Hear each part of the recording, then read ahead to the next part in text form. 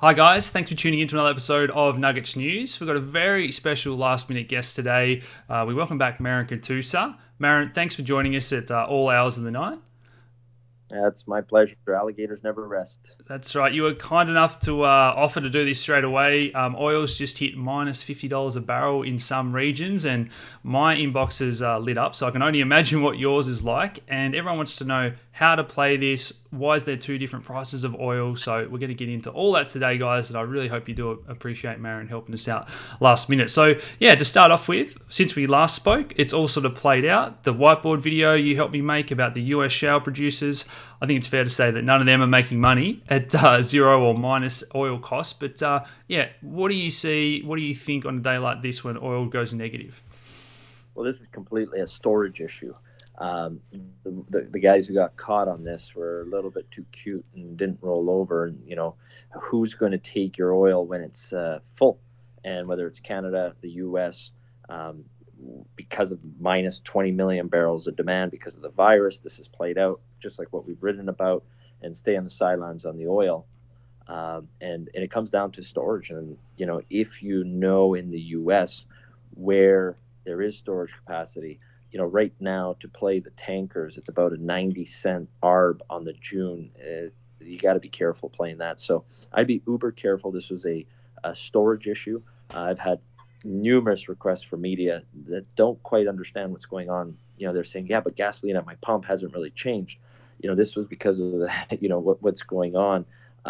This is not kicking into the everyday life yet. The big question will be if the U.S. open, to somewhat normalcy in May 15th, and you can kind of sense that Trump is, signaling that they're going to do whatever it can to open up. If they do, and I think they will, you'll see the storage kind of start taking away, and things will come back to its normal of this new twilight zone era of $20 because June right now is 20. You're looking at a $59 arb as of the last time I checked. This is just this is historic. That's truly what it is. Yeah, and just taking a step back for the beginners at home, when Marin's talking about those months, oil trades a month at a time in those futures contracts, and really important in the way some of these ETFs are structured, isn't it? The products and the way they roll. So each month you've got to roll over to the next contract, and there's a big difference. I think the USO ETF, which everyone wants to trade, and we'll talk about that later on. I think they held a large percentage of all the front month contracts at one point, and they're forced to sell and buy the next month. So do you want to maybe explain to people how that works? Yeah. So it's a um, it's a alchemist. It's a financial maneuver that seems like it works until it doesn't. And this is where I warn people. And maybe perhaps even an easier way to think about is people who play the gold market using this paper as a typical same thing. What if you actually ask for delivery, and now those ETFs, those paper vehicles, can't actually deliver the gold? You're going to have the opposite effect in the gold market. So think about it this way: is these financial vehicles are created by a bunch of savvy spreadsheets, but then when there's actually no storage to take on, they gotta be relentless and just hit the bid. So that is what's going on. It's all about the arb. So when I talked about the $59 arb, that's what it traded today versus the June pricing. What's going on, and that's never happened before. Like what we've seen today has never happened before, and this is why I warn people about playing these ETFs. And I've been writing about it for a long time.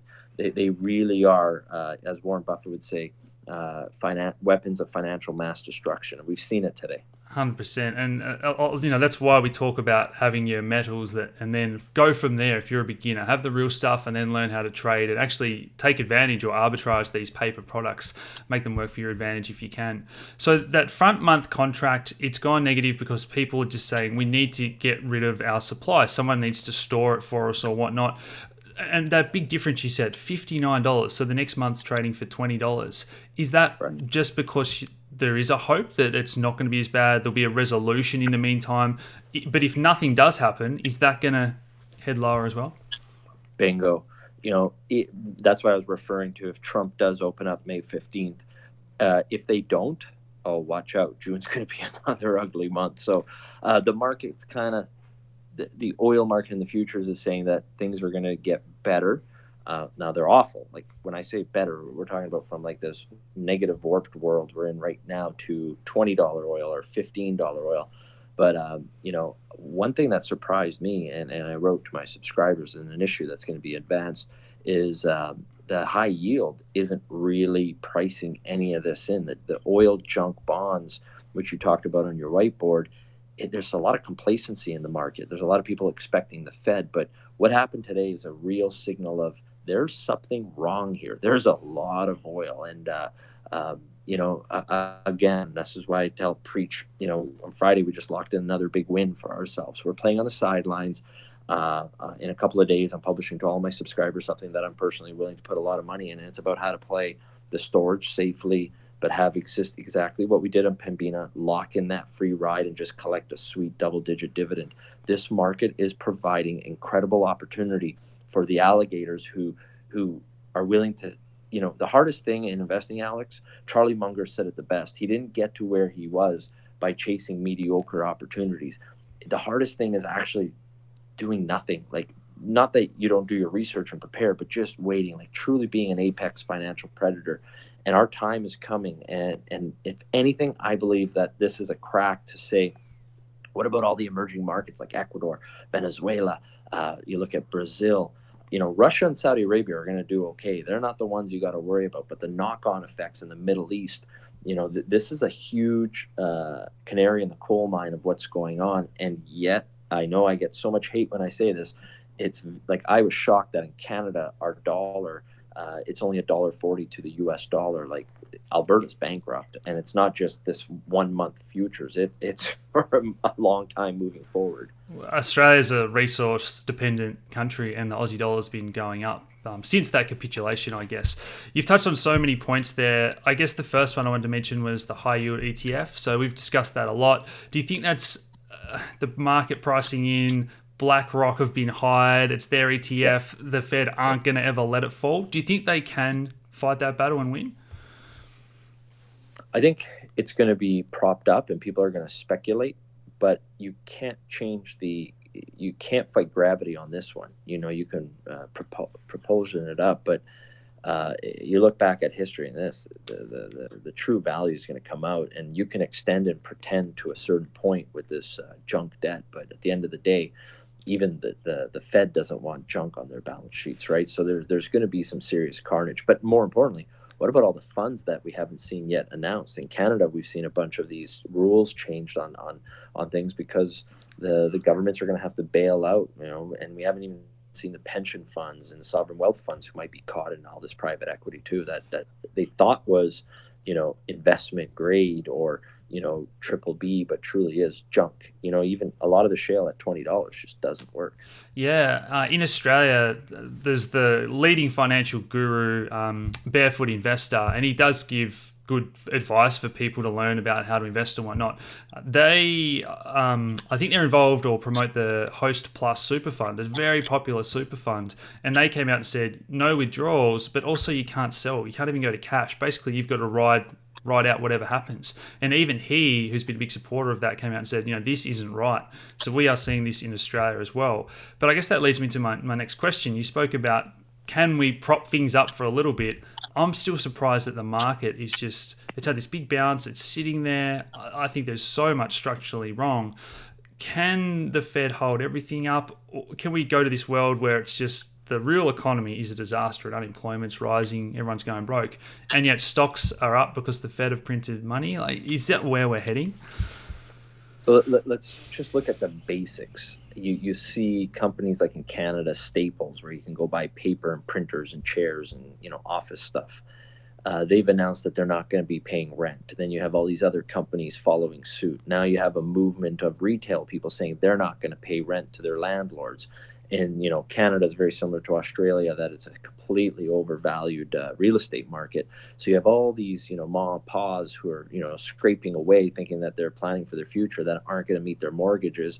And on top of that, in just the province of British Columbia, I live in Vancouver, BC, which is the capital of finance for junior mining stocks, 500,000 mortgages have applied for help for their mortgage payments. Okay, you think we only have 3.5, 4 million people in the province, right? So there's a lot of speculation coming in. So you just look at all of these factors and you ask yourself, this doesn't make sense. Should Disney be trading at all-time high valuations? And everyone's thinking, well, they're at home. People are watching. What do you put on when you need a break and put your kids on a Friday night? You put Disney Plus.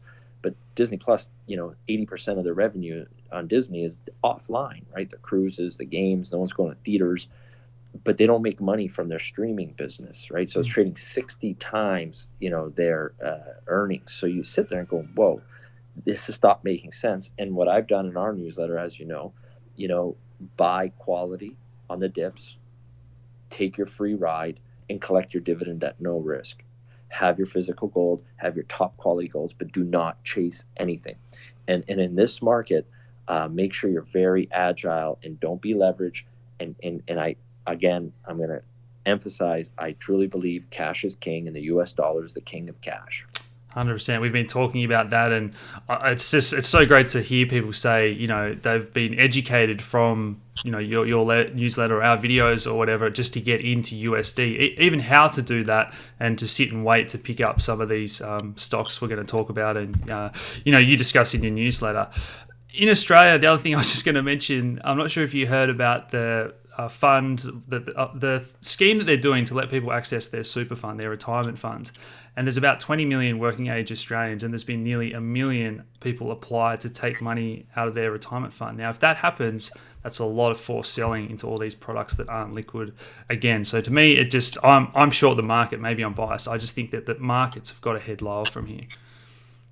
Look, from what I do, we run one of the largest funds in our sector. So it's very hard to short resource stocks unless you can't get a borrow, right? So there's that aspect.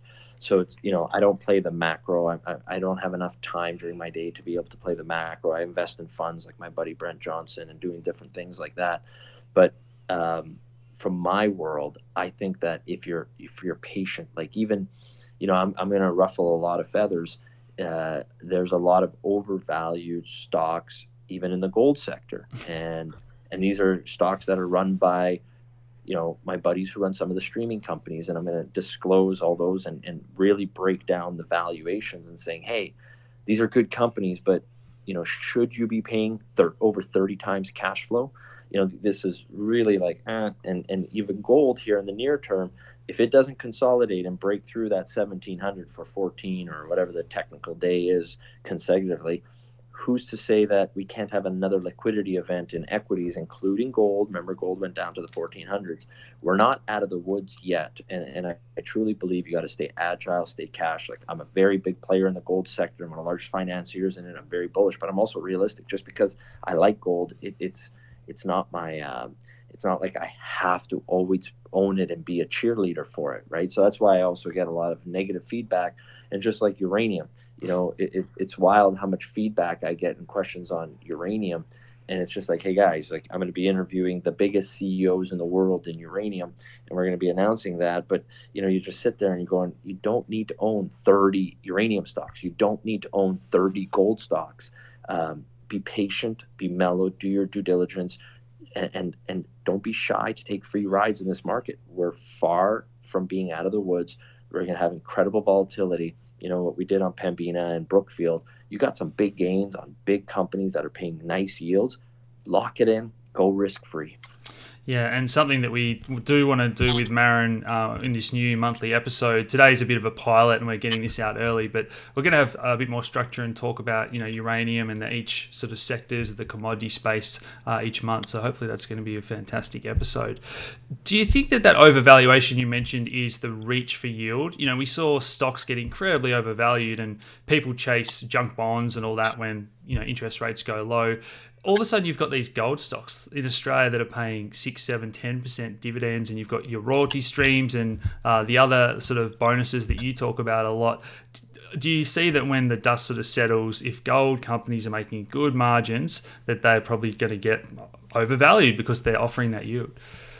Well, it's not just about yield; it's also about liquidity, right? So you can see that some of the bigger, like the big three, royalty and streamers are trading at a huge premium to numbers 4 and 5 because of liquidity. That's another aspect. So the passive funds have their specific metrics that they have to meet before they invest. So that you have that aspect. But Alex, I really want people to pay attention to this concept that I came up with the positive swap lines and negative swap line nations. And if you look at, you could be making incredible gains in some of these gold producers, but if they're in a negative swap line nation, those governments are going to be much more likely to increase the government take, increase FX restrictions on these gold companies. So be very careful, where does your gold company mine?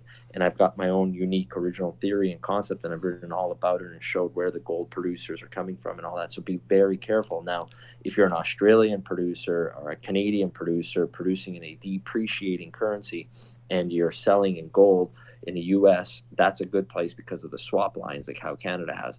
But if you're going to be somewhere in Africa and you're promoting this aspect of, is there that positive swap line, or are they being influenced by the Chinese? We really are entering a world that I call the G2 world, where it's, are you aligned with the US and the US swap lines, or are you going to be aligned with the Chinese, Russian, the non-American oriented world? So we're really living in this new world order in real time. So I think political risk, and I really write about this a lot, that I find it absolutely insane that a great company in let's say the U.S. or Nevada, which is like if you're going to go, it's like it's one of the greatest places to produce gold, is trading at the same discount rate from an analyst as somewhere in Africa. That when you do your MPV discount models, that just fundamentally doesn't make street sense. And when things don't make any street sense, I don't care how good the math is. And remember, I come from a math background. You just have to take a little bit of sense going, do I want to take my kids there?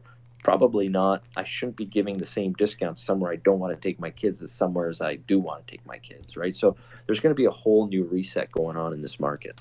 Yeah, I might link the piece you wrote about is it the AK-47 countries down below as well. You're really important to think about. And is that a sort of symptom or side effect of no analysts watching over this space? There's hundreds of analysts poring over Tesla and whatnot. Every little angle is sort of looked at, every piece of data.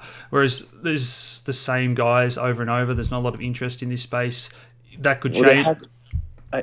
You've nailed it on the head, I think. When you look at in Canada, for example, if you take the three largest financing brokerage firms, like the independents, Katusa Research has raised more money into the sector, taking no fees, than some of these big brokerage firms who take, a cash commission of 8% plus 8% in broker warrants, plus, paying the legals and all that stuff. So, there's whole new rules being rewritten, but you see a lot of these analysts just kind of play musical chairs. They do 2 or 3 years at one firm, bounce around, and it comes down to commissions. Look, the brokerage firm don't make money by you just holding on to a stock. They make it from commissions, getting you to invest in brokerage fees.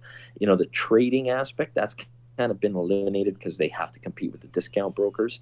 But where the brokerage firm and brokers make their big money is in financing these companies. And, when you look at the traditional way of doing this, if you raise, say, $10 million, about $1.5 million of that goes into the pockets of the brokers. So I said, why the hell would you do that, right? So that's what the whole concept of what we're doing with the alligators is. So you look at all that and, you got to know where you're investing. And a lot of these analysts get paid by even though there's this China wall, is there really? Because the analysts are actually way lower paid than the brokers, and the analysts are much more educated than the salesmen, but the salesmen bring in the revenue and they get compensated off a percentage, right?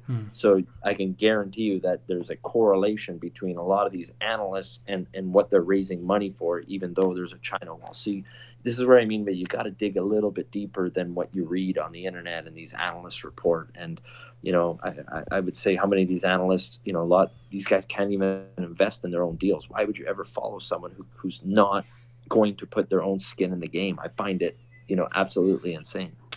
You've got to dig a little bit deeper, Marin, pardon the pun, in the mining sector. That reminds me of the scene in Wolf of Wall Street where he's talking about keeping them on the wheel. You've just got to keep them investing and whatnot. So let's get into the weeds about how a beginner and then someone that's more advanced can invest and what they should be looking at, because today people log in, they see minus $40, and they think, well, how can I buy that and get paid? And then they think, well, can I just buy the USO ETF and ride that back up when there's a bounce? Now, we spoke about the dangers of that already a little bit.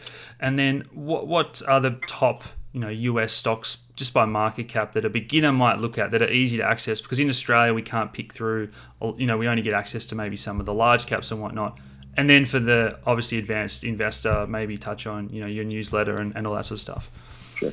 So I'm assuming we want to just talk about precious metal and gold. So oil particularly today. You want to focus on Sorry, oil. yeah. So I guess, for where I'm at personally, where we've had the success we've been off oil for the last 7-8 months. On March 15th, we got back into Pembina and Brookfield. We took free rides on both. What we're going to be looking at is discounted assets. Essentially, a lot of the big what they used to call the Seven Sisters, Shell and what became Exxon Mobil, and you look at Chevron and all these. They would spin out their infrastructure assets, and they got really hammered. You could pick up some of these there. Where I think people should start looking at is these tens of billions of dollars worth of infrastructure and pipe and storage capacity that has been thrown out with everything, and you can pick up solid yield, but it's the big 7 producers that fill up the traditional conventional production of oil, which are 10-year mandated, offshore platforms, not shale dependent, not junior oil that are day to day. These guys, the big 7, they budget for 10-year plans. So whether oil's $10 or 100, they're not going to change their plan, and they're diversified. So that's a good place to start, I think. I would really caution people playing ETFs. Now, if you're sitting there day to day, all right, that's you're day trading.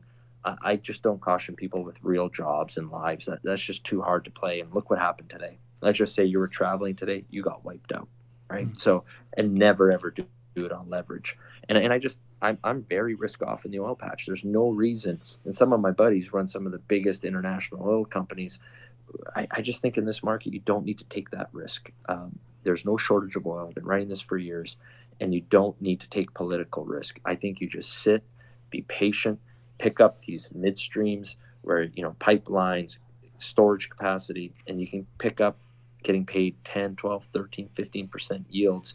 When it comes back up, you take a free ride and you just keep your principal. This is a game where you can really upgrade your portfolio. You don't have to take any wildcat risk, and you're getting literally like Warren Buffett valuations if you're patient. That's the absolute key. So the right answer for a lot of people might be that on a day like today, that it's not wise to buy just because there's blood in the streets. We could be looking at very low oil for months on end until we actually see a resolution and the demand and usage in the real economy picks up again. Is that all fair to say? Oh, definitely. Like I started out as an energy analyst, and I'm looking at it. I was even talking to my wife about this. I go, thank God I'm so light oil. And it's been something that I've been cognizant in our newsletter, but I've got a lot of friends in the industry who are wiped out right now. And, and it's not just about what happened today because of the storage capacity, but moving forward, even when we eventually do open up, whether it's May 15th or June 15th or whatever, I just think, look at the data coming out of China, in Wuhan. They're not rushing out into the streets on the weekends. They're not going, things are going to be different for a while. And I just think there's so much risk right now. You don't need to chase gains. That's the biggest thing. Don't chase anything. I think there's that second wave of selling that can come from the forced ETF selling, a lot of that other stuff. So when you're sitting there, if you have been really smart, you've got some cash on the sidelines, you're probably in the minority. There's a lot of people that are in a worse position and are going to be forced to sell their stocks.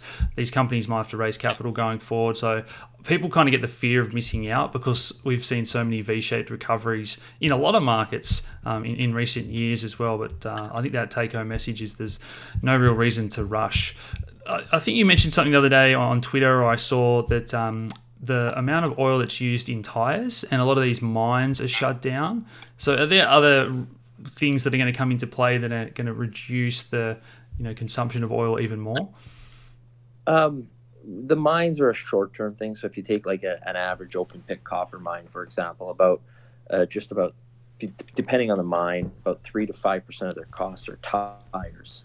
So you're going to see that. And some of the mines are very diesel dependent. They're not connected to the grid. You're going to see a lot of that impact in the near term. That's still on a global thing. It really is. If you're going to look at actual specific uses in industry, it's the airlines. And I just don't see the airlines having a V recovery. Someone like me who's essentially on the road nonstop, even I'm questioning myself going, do I really need to go to that site visit? Like, how badly do I want that, investment? And what I'm finding is I'm getting more and more assets come to me. You're becoming more efficient with the Zoom. It's kind of this evolution of the business. So it's the airlines that are the big one. And I just think looking at what's going on in China, I think this is going to be a bit more delayed than what people are expecting. Yeah, I think just no matter what industry you're in, people are saying, do I have to travel? Can I sit at home and hustle and do more research and save that bit of money? There's other things I can put that towards now. I'm a big believer in Webby, Marin, that we're talking on right now instead of Zoom. I think a lot of people are going to switch over to that. But I think Zoom's trading at 300 times earnings or something stupid now. But what next question I had for you was, where else should people be looking? Is it time to get really interested in, you mentioned uranium and renewables, other energy sources? Is natural gas going to get dragged down with oil? Is this the excuse that Trump's looking to put all this money into infrastructure projects for renewables? Yeah, where do you see all that?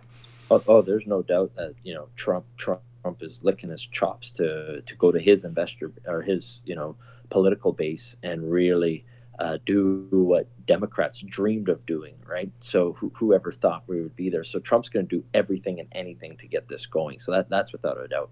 So the oil patch is going to be the first place that's going to get the government touch, the stimulus. Uranium is an interesting one because I think Kazakhstan, if you want a breaking concept, Alex, that a lot of people, this is the benefit of going to these places. When I was younger, I remember when we were there, produced, I think, just under 1 million pounds. And within 16 years, it got to 65 million pounds production of uranium a year. So, you look at what Kazatomprom has done. The Kazakhs are a very resourceful bunch, but all drilling in Kazakhstan is down right now. A lot of people don't know that. And when you drill, you got a case and complete. And then ISR is very different than an oil well or conventional uranium. You have to always be drilling wells and stay in your production zone ahead. So what we're producing today was drilled a year ago, and you're always staying ahead. So depending on how long Kazakhstan stays off because of the virus, the real question is what's going to happen to 2021 production? So that's the question. Now, if they come back online in 15 or 30 days, 2021 won't really be that affected, but all the drilling is offline. The other issue in 2006, the second time we went there, was sulfuric acid. And sulfuric acid, there's no shortage of it. Half of the sulfuric acid in the world is produced in China, another quarter of it's produced in America. It's about distribution. So the other aspect is on the existing mines, because if they're having potential reagent issues, whether it's sulfuric acid or other reagent, I think that Kazakhstan will probably be lower production than what they're stating because of these delays. But the real thing that I'm paying attention to is the drilling of their ISR reinjection and retrieval wells to see where they'll be in 2021. That's the big one. Now, that said, Cameco's big mine, Cigar Lake, is offline. McArthur River is offline. So Cameco is going to use this opportunity they have a hedged book of about 11 million pounds. They're going to go into the market and buy up the above ground storage, and they're going to clean that up. But that alone won't really get the uranium market to that $45, $50 mark that all the uranium bugs are speculating. What really will is after Trump stimulates the crap out of the oil patch just before his election, I think he's going to throw in, this is again a year and a half ago, I had the guys who created the uranium, they were trying to get some sort of mandate going forward. And Jeff Klenda, good friend from UR Energy, he said he got the idea from my book. He said that live. And I said, yeah, but you guys are going about it wrong. And what I see happening is the DOE doing a, made in America uranium. And what you want to be invested in is permitted, because it takes as hard as it is to permit a gold or copper mine, imagine permitting a uranium mine. Nobody wants that. In Australia, we all know how hard that is. Yeah. You guys lived with the 3 mine rule for many decades. So you look at where things are at, and I think you want to exist to permit it, built and financed, and then it'll take 6 months to get those projects going. And I think the DOE will come in on a 5-year plan of somewhere 150 million a year, somewhere between 45 to 55 US dollars per pound of uranium. That's where I think the uranium market will be. Stay the hell away from these out of the money uranium projects in the middle of buttfuck nowhere that it was cool when I was 25 traveling around the world looking at these projects thinking you're going to find this huge deposit. The reality is a lot of these projects, Alex, they're not actually discovered by the geologists. So many of these projects are recycled projects. So many of them were actually from the 60s and 70s when the big oil companies like Esso were the major explorers for uranium, because they were actually the biggest investors in exploring for uranium, because they used to get tax credits to do so. Then the government changed the rules on that. So again, I want to be very de-risked, and some of these permitted built producers are trading at 0.2 NAV. Why would I now take any risk going to some place that has no mining laws, no infrastructure, no bankable feasibility study, and the management can barely spell uranium, when I can buy a built permitted thing in a safe jurisdiction at 0.2 NAV? That's a good bet to me. You don't need to take the risks. I think another take-home message for all markets, all sectors, when good stocks are down 90%, you don't need to go looking for that gem that might be down 95%, that's got all this debt, a poor management team, whatever it is. Play it safe and you're probably going to make far more, because that risk to reward is just far, far better. And the irony, Alex, is when the big funds do, like I had today 6 different fund managers who haven't been investing in uranium for over a decade contact me going, Marin, is it now the time to get into uranium? They're not going to go play those super liquid junior that no one's ever heard of on some abstract exchange. They want to go with liquid, because when it's time to take profits, they want to be able to take profits. The key with the junior market, it's like the old Eagles song. You can check in, but when can you check out, right? You can never get out of these stocks. So you got to be very careful. Liquidity will be valued, because we're in a new normal with the passive funds and these big funds. Money is faster than ever before. With all these mining companies, a lot of them do have a fairly high input cost of oil. And you mentioned airlines before. If everything else wasn't happening, they would probably be a massive beneficiary from really low oil prices. Are there any sort of companies or sectors that you think are going to be the biggest beneficiaries from this really low oil price? Or is it just, everything's out the window in terms of fundamentals at the moment until the virus passes? Well, I think natural gas, actually, if you want to be a true contrarian, natural gas was a victim of the success of the shale sector. Now, there was so much natural gas that they were flaring just to get rid of it. Now, if this stays low for a while, you're not going to have all that byproduct natural gas that they couldn't get rid of, right? So that's going to be one place to look at. The other place that flat out is going to get incredible government stimulus is to appease the green side of, or the Democrat side of what Trump's doing, is green energy is going to get an incredible subsidies and all sorts of stuff. And again, you don't need to go with early stage projects. And I'll share a fun little quick story. When Obama was first elected in late 2008, it was the green dream. And in September 2008, I was moderating a panel with all the big known geothermal guys. And I said, this is crazy. I think these things are going to go down 75% because they're priced to perfection, and not one was producing it, but they were priced as if they were producing. And I go, now you actually got to go build these things. So why take that risk when, I think we're going to have another pullback here. You can get built, and we're talking about 19,000 megawatts of production. That's like 20 nuclear reactors of green energy. That's where the big money is going to fly in. So you just got to be patient, sit on the sidelines. And I think in this market chaos, upgrade your portfolio to dividend paying big stocks that have a strong balance sheet. You always want to be in the lowest cost quartile of production. Yeah, it's still funny to me that we live in this digital world where we can have so much information about most stocks or investment, and yet human psychology continues to come through. You see it in the weed sector. We have the big run up, and then the reality kicks in that it's all a few years away, and then it sort of has another cycle. And we see it in the crypto space, the metal space, commodity space. It's very emotion driven still, isn't it? Well, I call it the boom, the bust, and the echo, right? And when you really want to be buying things is the echo, when everyone's bored of it. The other thing is people's convictions. And I'm not here to rag on the uranium guys. Like, I know a lot of the, I think last year I'm the largest shareholder of the largest IPO in Canada and their uranium stock. I'm just very realistic about it. And just from our own newsletter, we have more questions about uranium than all the other energy sectors combined. But when you look at the main sector of where uranium is in the energy sector, it's totally out of whack, right? The ratio of questions, and it tells you it's almost like a religion. So people have to re-question their own beliefs and thoughts on where things are at. Cool. I just wanted to touch on a few more advanced concepts for the guys that are the advanced traders out there. And for the beginners, do you want to just quickly give us the rundown of the different types of oil, like why people see the West Texas and then this, that, the other, and why there's such a big price differential, and where the processing is done, and all those, how the costs are all sort of, calculated. You have your WTI, West Texas Intermediate, and then you have your Brent. You have in Canada, we have WCS, so you have Edmonton Select. So there's different grades with different API, different viscosity. In Dubai, you have, there's like 63 or 65 different pricings for oil around the world. So it depends which terminals you're going to. The Russians have the Ural price. So it's all about infrastructure and jurisdiction. So what we saw today, what everybody's talking about, is the May futures on actual WTI.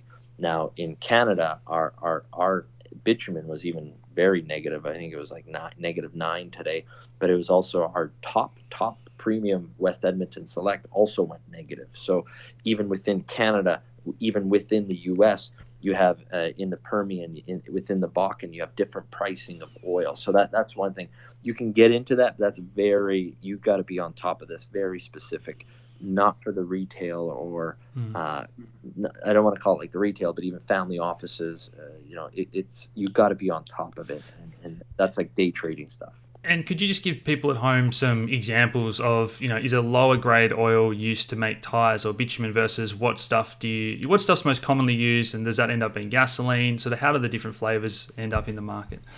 So if you take, let's focus on the U.S. They have their 4 pad regions, and within that, the refineries were set up to have blends. So that's why the Canadian oil, which is very heavy, is blended with their original oil. But then shale kind of threw things upside down. So even Canada now, we import Saudi oil, believe it or not, as cheap as our oil is because of our infrastructure in Eastern Canada versus Western Canada.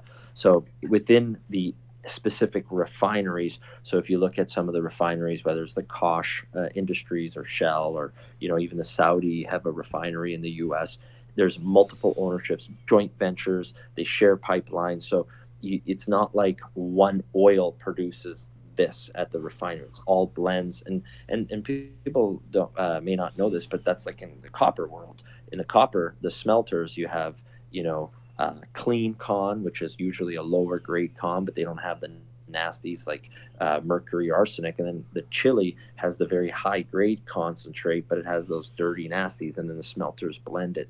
So the world has evolved to a point where it's never dependent on one area. So that's what these refineries have kind of evolved and adapted to.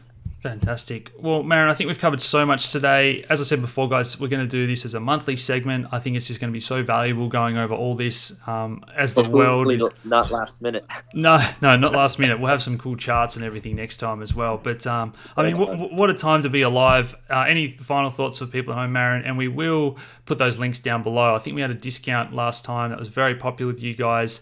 And for our members, I'll put the link in the group because you guys get an even bigger discount. So thanks for all that, Marin. I think people just need to avoid 2 things. FOMO, the fear of missing out and all that. Look, we've been killing it in our newsletter and our subscribers. Everyone's happy, but you gotta, be patient, be careful of what you're buying. Look at the balance sheets, because, even if you believe the Fed is going to bail everything out, will the company you invest in matter to the Fed? And where are they located? So, I see some of these energy sector, what CapEx do they need? Who's going to finance it? And let's not assume that everything's going to be okay. Because if you look at it, a lot of the index now is back to prices pre-COVID. And you ask yourself this simple question when you look in the mirror and ask yourself when you're alone driving, is the next 12 months going to look like the last 12 months, pre-COVID? No. There's going to be a lot of shock and awe coming. And I think people need to be prepared for that. And like, I'm not a shorting guy and I'm not an expert in that. I stick to what I know. But I think staying on the sidelines and waiting to be an apex predator, look, we saw a week and a half of truly buying when there's blood in the streets, or people are joking around saying when there's oil in the streets. But as long as you do your homework and you're ready for it, it doesn't take that much testicular fortitude to do it, but you have to be prepared. You can't be scrambling last minute. You got to be waiting, and sometimes it might take a couple of months, but just be patient. Yeah, I think maybe a little bonus question for those that have stayed right till the end. I've got this thesis that everyone's going to the US dollar at the moment. They want to ride this all out. Does the world print too much money? Does it end in a rush to buy up real things? A lot of that is going to be commodities, and does that lead to inflation? Eventually, yes, but you have to ask yourself, what's the time frame? I think over the next 12 to 24, maybe 36 months. I don't know. That's even too far out to think, but definitely within the next 12 months, the U.S. dollar is the place to be, and you want to be invested in assets that are generating US dollars and not needing to be generating, let's say, the Brazilian real and then paying debt in the US dollar, or generating income in the Canadian dollar but paying US dollar debt. And this is where understanding the financials and the FX aspect is so key. And more importantly, as the local jurisdictions, let's just use what happened in Canada this past week. The federal government of Canada is very anti-resources, and they came up with a plan to save the oil patch, but that funding didn't go to anything in the future. It was to fund reclamation wells, which is areas that are non-economic to any of the oil patch, and the oil patch is sitting there going, that just made things worse for us, not better. So you got to understand the political aspect in these political jurisdictions, and where is it going. And I think this green trend, if anything, many governments around the world are going to use what's going on now as a movement to really push their agendas forward. And that has to be appreciated and truly understood in this next cycle. Oh, yeah, I think the politics of even the Fed saying, well, let's bail out these junk bond companies or the ETFs when there's people that are starving and people haven't got their paychecks yet, and there's this talk of green and renewables. It's kind of like, what is going on? This is going to be so topical going forward. But that's politics, and more so than ever before, you have to accept and deal with the realities of where the money's coming from. Yeah, well, that's a great place to finish, Marin. I hope you guys at home appreciate it as much as I do. It's been awesome. I'll put those links down below, and I look forward to doing this each month. My pleasure. Take care of yourself. Thanks, guys.